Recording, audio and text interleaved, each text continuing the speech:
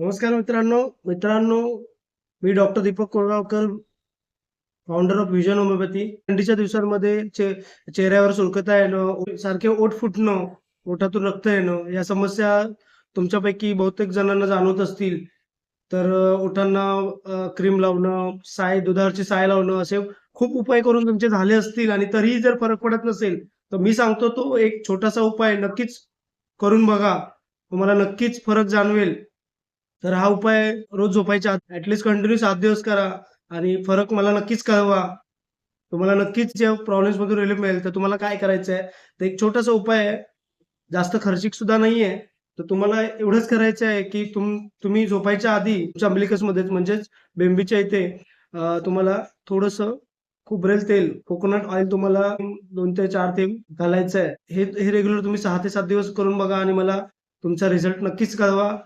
अशाच अजून health tips जाणून घेण्याकरता चॅनल नक्की सबस्क्राईब करा.